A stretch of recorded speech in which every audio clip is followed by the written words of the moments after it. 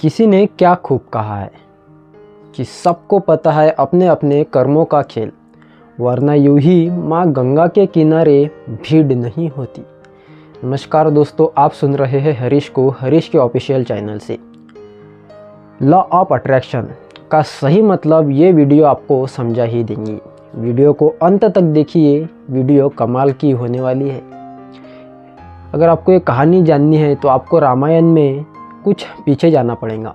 बात तब की है जब शूर्पणखा, जिसके नाखून बहुत बड़े बड़े थे इसलिए उसे शूर्पणखा कहा जाता था, और वो रावण की बहन थी।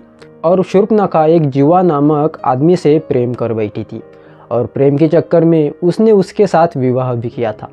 अब ऐसे में रावण के सर पर खून सवार था कि पूरी दुनिया पर खुद का वर्चस्व स्थापित करना, खुद की हुकूमत के नीचे पूरी दुनिया को लाना।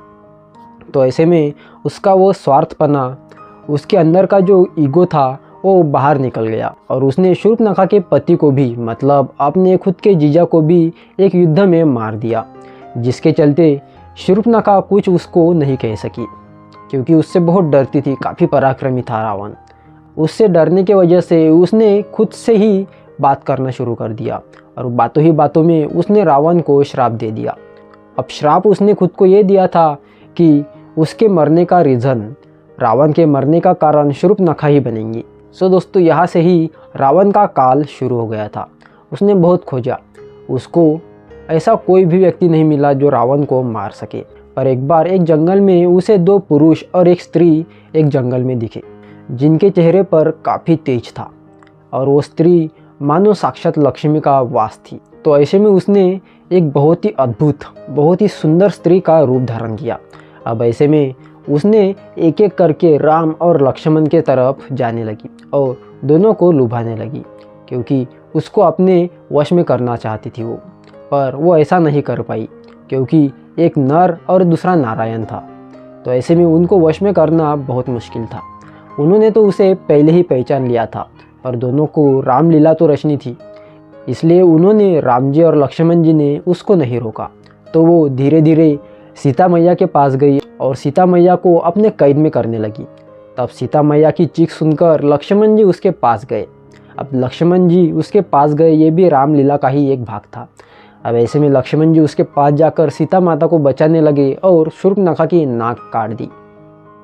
शूर्पणखा बहुत आग बबूला हो उठी, बहुत गुस्से से बोली, मैं तुम्हें देख लूँगी।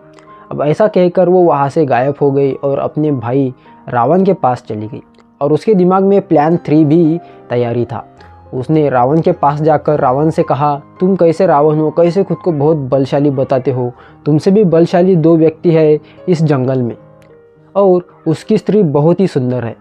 तुम रावण हो, बहुत बलशाली हो, तो उसे अपने कैद में क्यों नहीं लाते? या तो उसे कैद कर लो या तो अपनी पत्नी बना लो, तुम उसे कुछ भी नहीं कर पाओगे। तो रावण उसकी ये बातें सुनकर बहुत आग बबूला हो गया, और रावण से उसने ये भी कहा, तुम्हारे बहन को उसने मारा, तुम्हारे जीजा होते तो वो ऐसा नहीं होने देते। तुम कैसे रावण हो, खुद के शक्तियों पर बहुत घमंड करते हो, तुम तो कुछ भी नहीं हो। ऐसे में रावण और आग बबूला होकर सीता मैया के पास गया और सीता माता को कैद करने की कोशिश की। एक लक्ष्मण रेखा के कारण वो सीता माता को कैद नहीं कर पाया, तो उसने भी शोंग रचा। उस शोंग में उसने साधु का वेश धारण किया और माता सीता को भिक्षामदेही कहने लगा। और वहाँ पर लक्ष्मण रेखा खींची थी, तो उसने, माता सीता ने लक्ष्मण रेखा से बाहर आकर उस रावण को, मतलब उस महाराज को दान देना चाहा। तो रावण ने उसका हाथ पकड़कर उसे कैद में कर लिया और लंका की ओर ले आए। और तब रावण जी ने और लक्ष्मण जी ने सीता माता को बहुत ढूंढा, तो उन्हें एक और आदमी दिखा जो अति बलशाली था। शूर्पणखा को उसके बारे में पता ही नहीं था, तो उसी व्यक्ति के कारण माता सीता को ढूंढ पाए। उनका नाम है बजरंगबली जी। उनकी शक्तियों से भी वो शूर्पणखा जो थी बहुत प्रभावित होगी और समझ गई थी अब तो मेरे भाई रावण का अंत निश्चित है।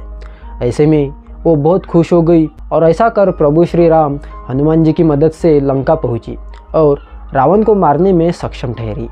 और इसी कारण शूर्पणखा ही, मतलब रावण की बहन ही, उसके मौत का कारण बनी। दोस्तों, इस कहानी का सार हमें बताता है कि आपके कर्म वापस आते हैं, और आप जैसे बोओगे वैसे ही आएंगे। दोस्तों लॉ ऑफ अट्रैक्शन, इसी कहानी से आपको समझ में आया होगा कि लॉ ऑफ अट्रैक्शन कैसा काम करते हैं। आप जैसा बोते हो वैसा ही आता है। रावण ने अपने जीवन में बहुत क्रूर किए, देवताओं पर, इंसानों पर, चारों तरफ उसका ही हाहाकार था। उसने चारों दिशाओं में खुद का वर्चस्व स्थापित करने की कोशिश की। वो ऐसे करने में सक्षम भी रहा, पर कुछ चीज़ें उसने अति प्रमाण में कर ली थी।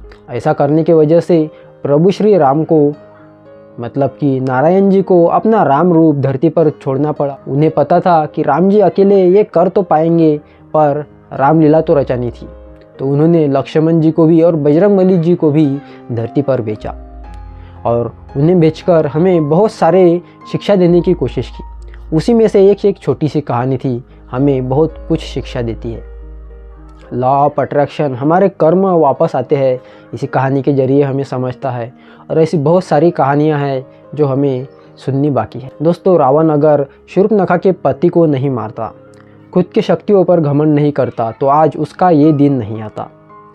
उसकी परिवार वाले ही उसके मौत का कारण बन गए थे। ये नहीं होता। उम्मीद करता हूँ आपको ये कहानी पसंद आई होंगी। ऐसी वीडियोस देखने के लिए चैनल को सब्सक्राइब जरूर करें। और हमेशा की तरह इस बार भी आपसे वही कहूँगा कि अपनों के आशीर्वाद के साथ, खुद की मेहनत के साथ और ऊपर वाली की कृपा के साथ ऐसा करो काम कि सुनहरे अक्षरों में लिखा जाए आपका नाम। राधे राधे।